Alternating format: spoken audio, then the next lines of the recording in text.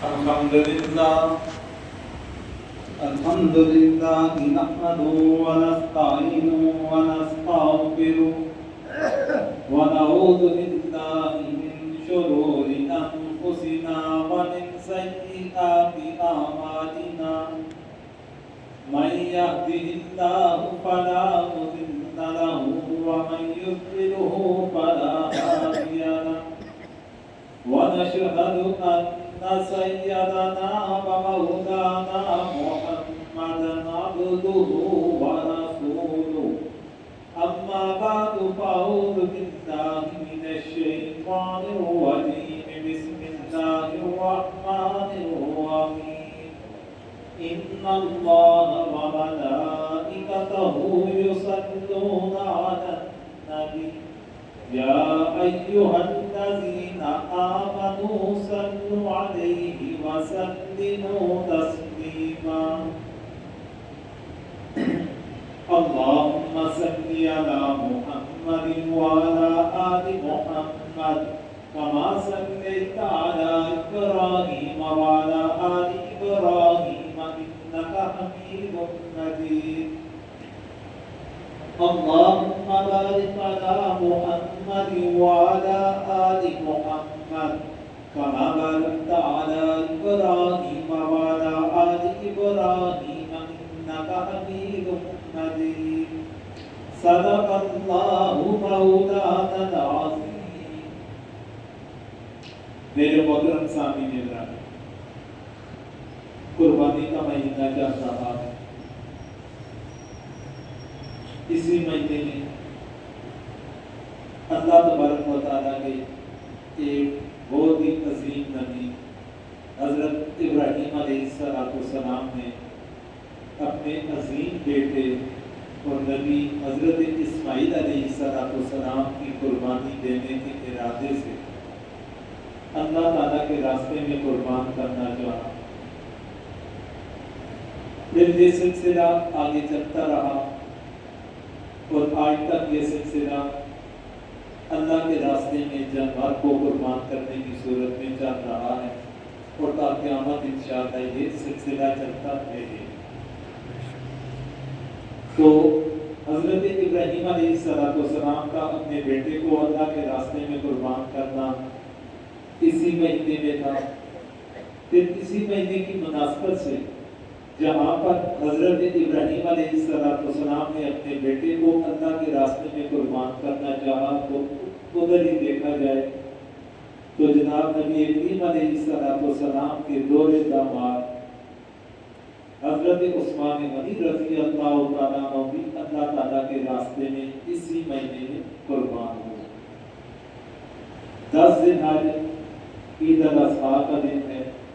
کہ جب حضرت ابراہیم علیہ السلام نے اپنے بیٹے کی قربانی کرنے کے ارادے سے ان کی گردن پر چھری چلائی، اور 18 ذی الحجہ حضرت عثمان غنی رضی اللہ تعالیٰ عنہ کا یوم شہادت بنتا ہے کہ اللہ تبارک و تعالیٰ کے راستے میں قربان ہو۔ تو اسی مناسبت سے حضرت عثمان غنی رضی اللہ تعالیٰ عنہ کی سیرت، ان کے فضائل و مناقب پر بات کرنا چاہوں گا۔ دعا کیجیے اللہ تبارک و تعالیٰ صحیح اور آپ بیان کرنے کی، آپ سب کو سننے کی، اور اللہ تبارک و تعالیٰ ہم سب کو ان کے نقش قدم پر چلنے کی توفیق عطا فرمائے۔ محترم سامعین گرامی، حضرت عثمان غنی رضی اللہ تعالیٰ عنہ کی شخصیت ایک جانی پہچانی اور ایک عظیم شخصیت، اگر کہا جائے کہ کسی تعارف کی محتاج نہیں تو اپنی جگہ پر یہ بات بھی بجا ہے۔ حضرت عثمان غنی رضی اللہ تعالیٰ عنہ کے والد محترم کا نام عفان تھا اور ان کی والدہ کا نام قروا تھا۔ یہ جناب نبی کریم علیہ السلام سے عمر کے لحاظ سے 6 سال چھوٹے تھے۔ نبی کریم علیہ السلام جس سال ہاتھیوں والا واقعہ پیش آیا تھا اس سال جناب نبی کریم علیہ السلام کی پیدائش ہے،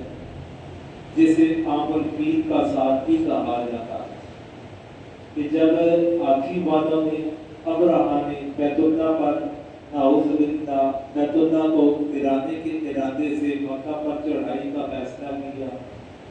وادی موصر تک پہنچا، لیکن وہاں سے آگے اس کا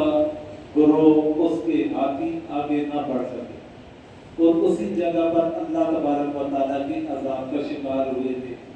یہ جس سال واقعہ پیش آیا اس سے 50 یا 55 دن کے بعد جناب نبی کریم علیہ السلام کی پیدائش ہو گئی۔ بعض روایات میں 50 کا ذکر ملتا ہے، بعض روایات میں 55 دن کا ملتا ہے۔ مطلب یہ کہ اس واقعے کے 2 مہینے بعد نبی کریم علیہ السلام کی پیدائش ہو گئی۔ حضرت عثمان غنی رضی اللہ تعالیٰ عنہ اس واقعے کے 6 سال پیدا ہوئے، تو نبی کریم علیہ السلام سے مطلب یہ کہ وہ 6 سال چھوٹے تھے عمر کے لحاظ سے۔ حضرت عثمان غنی رضی اللہ تعالیٰ عنہ کی قبولیت اسلام کے متعلق حضرت عثمان رضی اللہ تعالیٰ عنہ بذات خود ان کا جو قول منقول ہے کتابوں میں کہ وہ فرماتے ہیں کہ میں مردوں کے اندر 4تھے نمبر پر میں نے اسلام کو قبول کیا۔ حضرت ابو بکر صدیق رضی اللہ تعالیٰ عنہ پہلے، حضرت زید بن حارثہ رضی اللہ تعالیٰ عنہ غلاموں میں تھے لیکن تھے مرد، حضرت علی رضی اللہ تعالیٰ عنہ بچپن میں بچوں میں پہلے نمبر پر تھے لیکن تھے مردوں میں۔ ان 3 کے بعد حضرت عثمان غنی رضی اللہ تعالیٰ عنہ کا قبولیت اسلام کا ذکر منقول ہے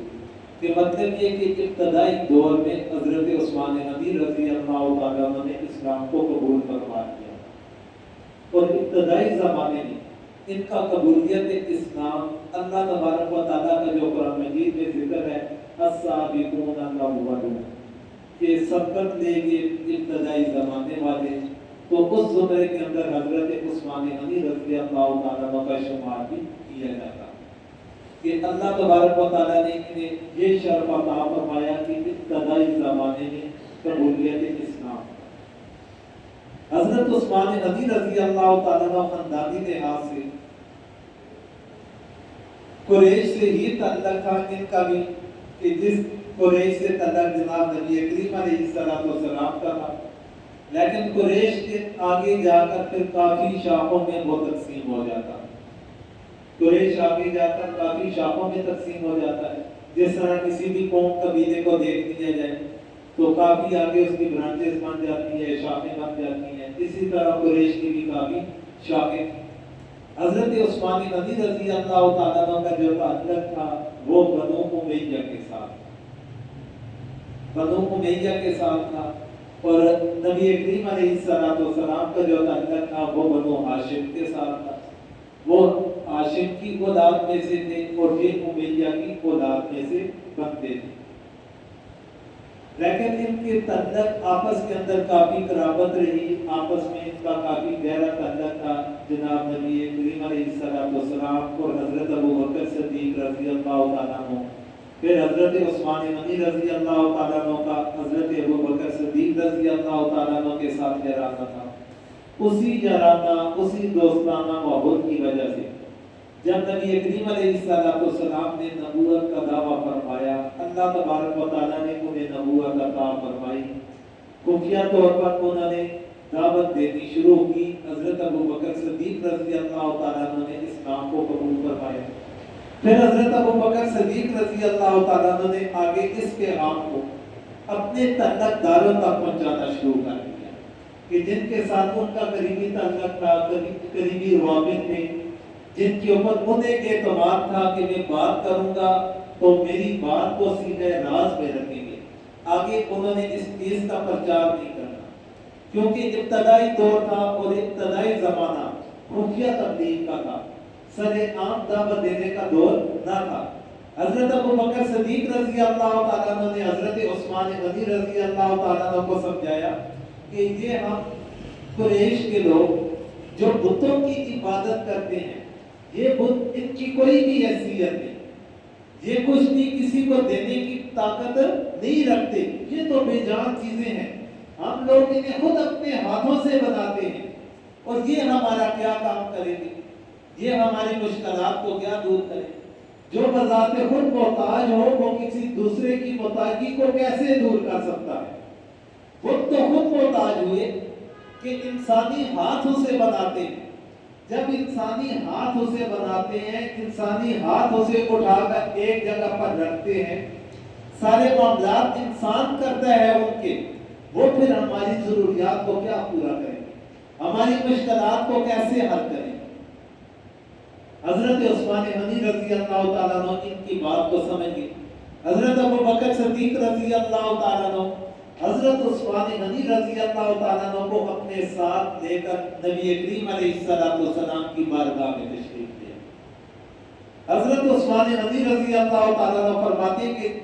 جب میں نبی کریم علیہ السلام کے پاس پہنچا تو نبی کریم علیہ السلام نے فرمایا کہ اے عثمان، اللہ کی جنت کو قبول کر لو. اے عثمان، اللہ کی جنت کو قبول کر لو. اور اللہ تبارک و تعالیٰ نے مجھے ہدایت دکھانے کے لیے مبعوث فرمایا اور میرے اوپر ایمان لے آؤ. حضرت عثمان غنی رضی اللہ تعالیٰ عنہ فرماتے ہیں کہ نبی کریم علیہ السلام کی زبان مبارک سے ان الفاظ کا نکلنا، میرا نام لینا کہ اے عثمان، اللہ کی جنت کو قبول کر لو. فرماتے ہیں کہ مجھ سے انکار نہ ہوا،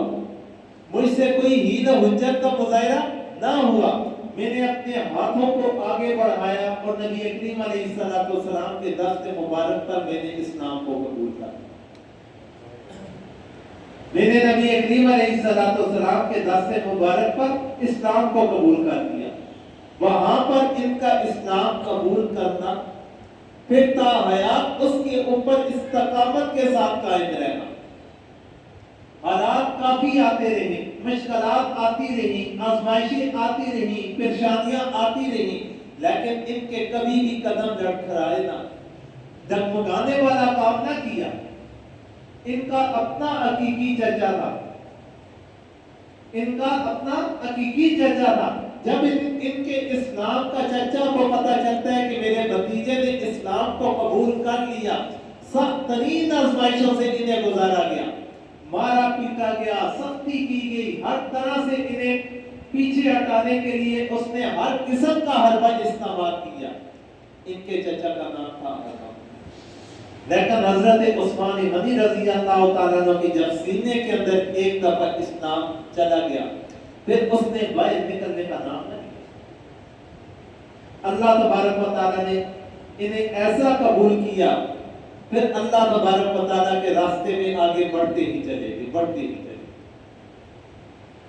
اللہ تبارک و تعالیٰ نے انہیں وہ مقام عطا فرمایا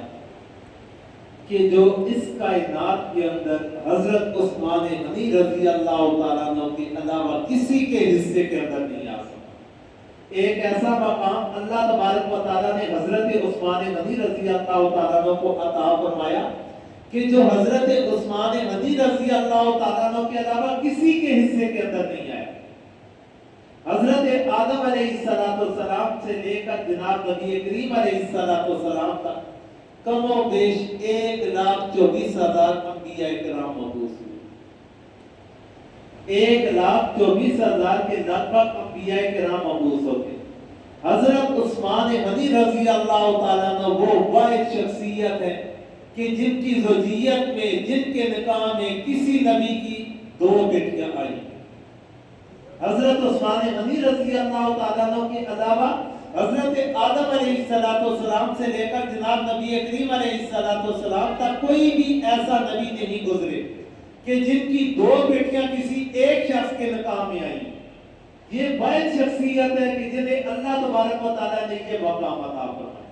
تو اسی لیے کہا جاتا ہے کہ اللہ تبارک و تعالیٰ نے یہ مقام حضرت عثمان غنی رضی اللہ تعالیٰ عنہ کو یہ دنیا کی واحد شخصیت ہے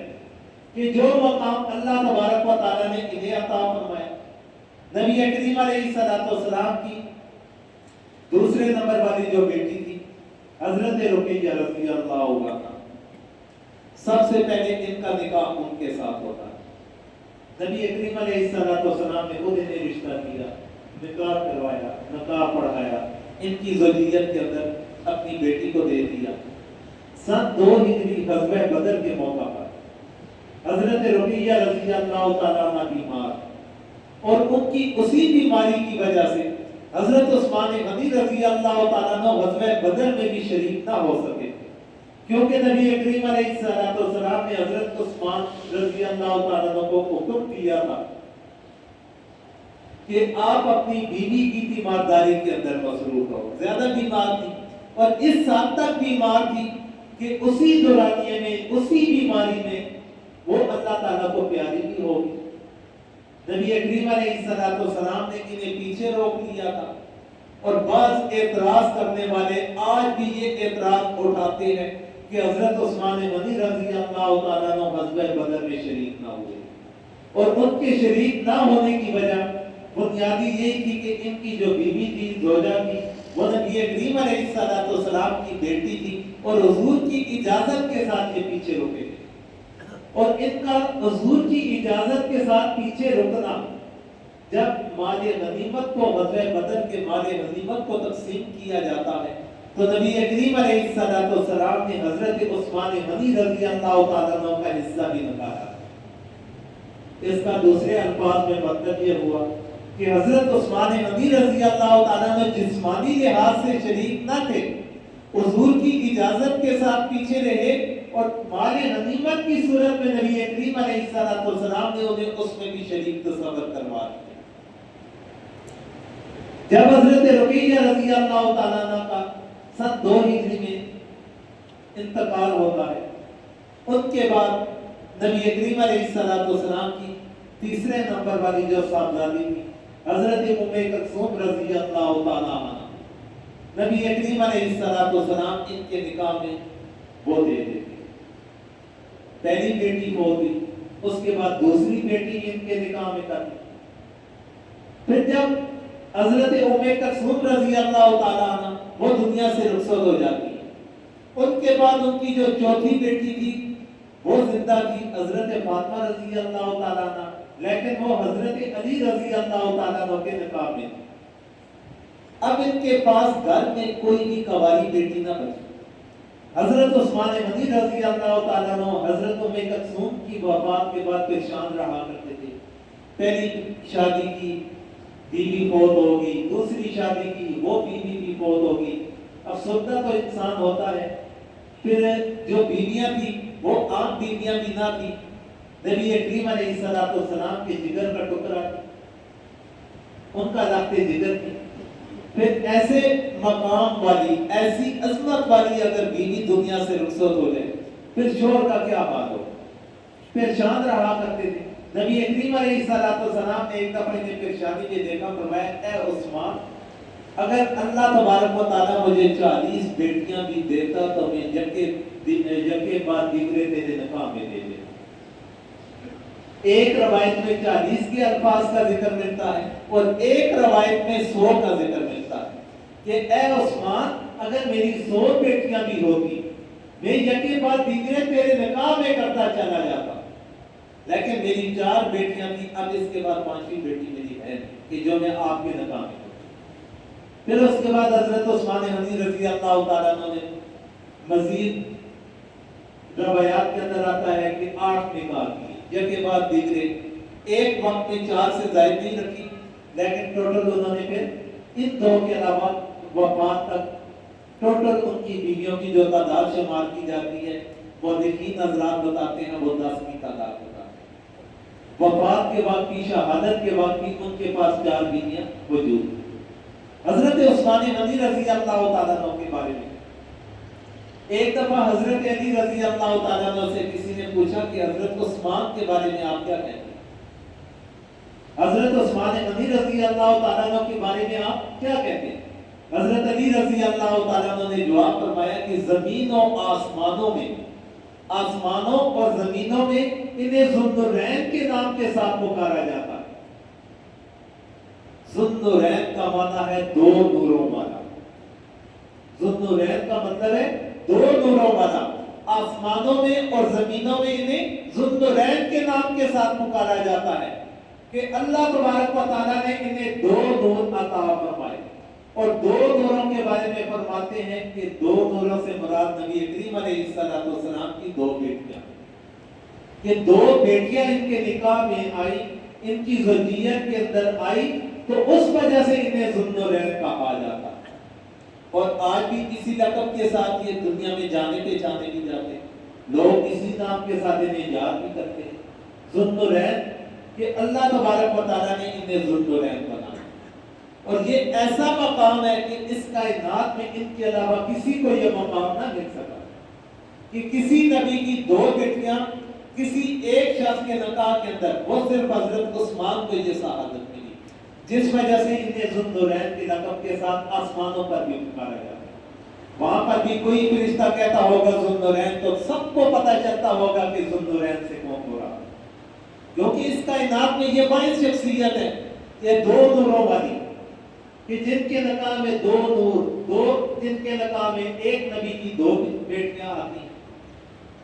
حضرت عثمان غنی رضی اللہ تعالیٰ عنہ کو ذوالحجرتین بھی کہا جاتا، دو ہجرت کرنے والے۔ ابتدائی اسلام کے دور میں جب مکہ مکرمہ میں مشرکین مکہ والوں نے مسلمانوں کا جینا دوبار کر لیا تھا،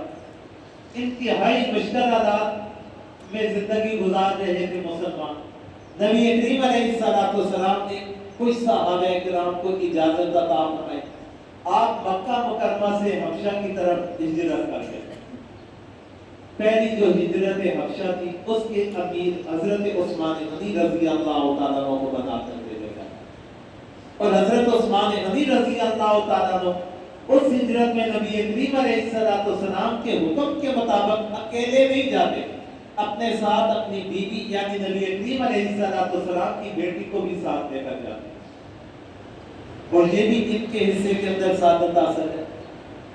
کہ نبی کا پہلا خاندان جو ہجرت کرنے پر مجبور ہوا وہ حضرت عثمان غنی رضی اللہ تعالیٰ عنہ اور ان کی بیوی کی صورت ہے۔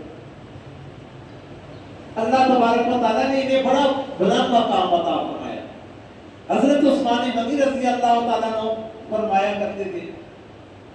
میں نے جب اسلام کو قبول کیا اپنا ہاتھ نبی کریم علیہ السلام کے ہاتھ پر رکھا تو فرماتے ہیں کہ اس کے بعد میں نے ساری زندگی اس ہاتھ کو اپنی شرمگاہ کے ساتھ نہیں لگایا، جس ہاتھ کے ساتھ میں نے نبی کریم علیہ السلام کے ہاتھ کے اوپر بیعت اسلام کی تھی، اس کے بعد وفات تک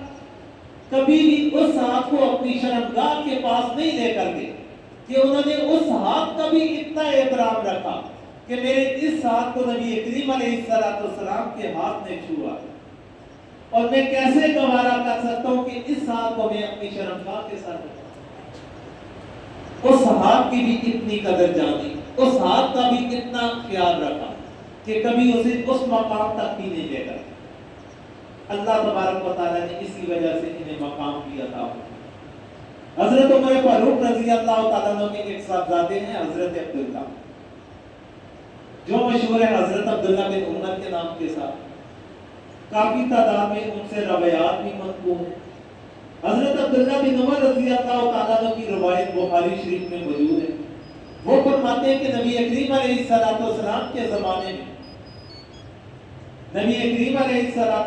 کے زمانے میں صحابہ کرام کی جب آپس میں گفتگو ہوا کرتی تھی کہ ہم میں سے سب سے زیادہ فضیلت والا کون سا بندہ ہے،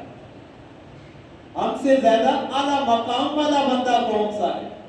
تو فرماتے ہیں کہ سب لوگوں کی جو رائے ہوا کرتی تھی وہ حضرت ابوبکر صدیق رضی اللہ تعالیٰ عنہ کے بارے میں کہ سب سے زیادہ مقام حضرت ابوبکر صدیق رضی اللہ تعالیٰ عنہ کو ہے۔ پھر فرماتے ہیں کہ حضرت ابوبکر صدیق کے بعد صحابہ کرام کی گفتگو میں دوسرا جو نمبر ہوا کرتا تھا وہ حضرت عمر بن خطاب رضی اللہ تعالیٰ عنہ کا ہوا کرتا تھا، اور فرماتے ہیں کہ تیسرا نمبر حضرت عثمان غنی رضی اللہ تعالیٰ عنہ کا ہوا کرتا تھا۔ اس کے بعد صحابہ کرام کو آزاد چھوڑ دیا گیا۔ 3 نمبر تو مشہور تھے، اس کے بعد ہر صحابی کی اپنا ایک رائے تھی، اپنا ایک نظریہ تھا، وہ سب اس کے بعد آزاد تھے۔ لیکن یہاں تک تمام صحابہ کرام کا اتفاق حضور کے زمانے سے چلا آ رہا ہے کہ سب سے زیادہ جو فضیلت اللہ تبارک و تعالیٰ نے عطا فرمائی حضرت ابو بکر صدیق، ان کے بعد جنہیں فضیلت عطا کی گئی حضرت عمر، ان کے بعد جنہیں فضیلت عطا کی گئی حضرت عثمان غنی رضی اللہ عنہ، کہ اللہ تبارک و تعالیٰ نے انہیں ایسا مقام عطا فرمایا۔ حضرت عثمان غنی رضی اللہ تعالیٰ عنہ ان 10 خوش نصیب صحابہ کرام میں شامل ہیں، ان 10 خوش نصیب صحابہ کرام میں شامل ہیں کہ جنہیں نبی کریم علیہ السلام نے اپنی زندگی مبارک میں جنت کی خوشخبری سنائی، جنہیں جنت کی بشارت سنائی گئی۔ اپنی زندگی میں نبی کریم علیہ السلام نے 10 صحابہ کرام کو ایک محفل میں جنت کی بشارت سنائی، ان میں حضرت عثمان غنی رضی اللہ تعالیٰ عنہ۔ حضرت عثمان غنی رضی اللہ تعالیٰ عنہ کا ایک مقام کہ نبی کریم علیہ السلام فرماتے ہیں کہ سب سے زیادہ حیا والا انسان عثمان بن عفان، سب سے زیادہ حیا والا انسان حضرت عثمان غنی رضی اللہ تعالیٰ عنہ کی حیا کے بارے میں حضرت عائشہ صدیقہ رضی اللہ تعالیٰ عنہ فرماتی ہیں کہ نبی کریم علیہ السلام اپنے گھر میں تشریف فرما لیں، دروازے پر دستک ہوتی ہے، ایک بندہ اندر آنے کی اجازت طلب کرتا ہے، اجازت دی گئی، وہ دیکھا تو حضرت ابو بکر صدیق رضی اللہ تعالیٰ عنہ۔ نبی کریم علیہ السلام اپنے گھر میں تشریف فرما لیں اور ایک انسان جس طرح اپنے گھر کے اندر آسانی کے ساتھ بیٹھ جاتا ہے ٹیک لگا کر کے، جس کے پیت میں بھی نبی کریم علیہ السلام تشریف فرما لیں، اپنی ہیئت کو، اپنی حالت کو انہوں نے تبدیل نہ فرمایا، جس طرح بیٹھے تھے حضرت ابو بکر صدیق آئے، اندر تشریف لائے، بیٹھ گئے، تھوڑی دیر کے بعد پھر دستک ہوتی ہے، پھر ایک بندے نے اندر آنے کی اجازت طلب کی، حضور نے اجازت دی، دیکھا حضرت عمر رضی اللہ تعالیٰ وہ بھی اندر تشریف لے آئے، حضور جس طرح بیٹھے تھے اسی طرح بیٹھے، پھر اس کے بعد دروازے کے اوپر دستک ہوتی ہے، حضرت عثمان غنی رضی اللہ تعالیٰ عنہ اجازت طلب کرتے ہیں، اندر تشریف لائے، نبی کریم علیہ السلام جس طرح بیٹھے تھے پھر اس طرح نہ بیٹھے، بلکہ فوری طور پر اپنی جگہ کو تبدیل کیا اور ٹانگوں کو، کپڑے وغیرہ کو اس طرح سیدھا کر لیا۔ حضور سے پوچھا گیا کہ حضرت ابو بکر آئے، آپ نے اپنی ہیئت کو چینج نہیں کیا، تبدیل نہیں کیا، جس طرح بیٹھے تھے اسی طرح بیٹھے رہے۔ حضرت عمر آئے، آپ نے کوئی تبدیلی نہ کی، اسی طرح بیٹھے رہے۔ حضرت عثمان آئے تو فوری طور پر آپ نے اپنے آپ کو سیٹ کرنا شروع کر دیا۔ تو حضور نے فرمایا کہ میں اس بندے سے، اس انسان سے کیوں نہ حیا کروں کہ جس سے فرشتے بھی حیا کرتے ہیں، میں اس شخص سے کیوں نہ حیا کروں کہ جس سے اللہ کے فرشتے بھی حیا کرتے ہیں۔ اور یہ حیا کا تقاضا تھا کہ میں نے اپنے کپڑوں کو سیدھا کر لیا کہ حیا بنا انسان آ چکا ہے، اور ایسا انسان آئے جس سے فرشتے بھی حیا کرتے ہیں۔ اللہ تبارک و تعالیٰ نے ایسا حیا ان کے اندر پیدا فرما رکھا تھا، ایسی حیا ان کے اندر پیدا فرما رکھی تھی، اور جس حیا کو آج ہم سر عام نیلام کرتے تھے، جس حیا کو آج ہم سر عام نیلام کرتے پھرتے ہیں۔ اور ہماری کیا سوچ ہے، یورپین کنٹریز میں ایسا معاملات ہوتے ہیں، وہاں پر مخلوط نظام تعلیم ہے، وہاں پر مخلوط محفلیں چلتی ہیں، وہاں پر مخلوط قسم کے یہ مجالس ہوتی ہیں۔ اگر ہمارے ملک کے اندر ہو گیا تو کیا ہو؟ اصل چیز انسان کے اندر جو پائی جاتی ہے وہ حیا، حیا اپنے اندر پیدا کرے، حیا کو کسی بھی صورت جانے نہ دے۔ کیوں؟ حیا ایسا معاملہ ہے کہ نبی کریم علیہ السلام کا فرمان ہے کہ جس کے اندر حیا نہیں وہ جو چاہے کرتا پھرے، وہ اگر ننگا بھی پھرے گا اسے کیا پرواہ، وہ شلوار بھی اتار کر گھومے پھرے گا اسے کیا پرواہ، اس کے اندر حیا ہی نہیں۔ حیا اتنی قیمتی چیز ہے، اور جو سب سے زیادہ پائی جاتی ہے حضرت عثمان غنی رضی اللہ تعالیٰ عنہ، اور ان کے نقش قدم پر ہمیں چلنے کی کوشش کرنی چاہیے۔ باقی صحابہ کرام کے ساتھ ان کے نقش قدم پر یا اللہ ہمیں چلنے کی توفیق عطا فرما۔ یا اللہ جتنے بھی مسلمان بیمار ہیں سب کو صحت کاملہ عطا فرما۔ یا اللہ جتنے بھی صاحب ایمان اس دنیا سے رخصت ہو چکے ان سب کی مغفرت فرما۔ وصلی اللہ تعالی علی خیر خلق محمد وعلی آلہ واصحابہ اجمعین برحمتہ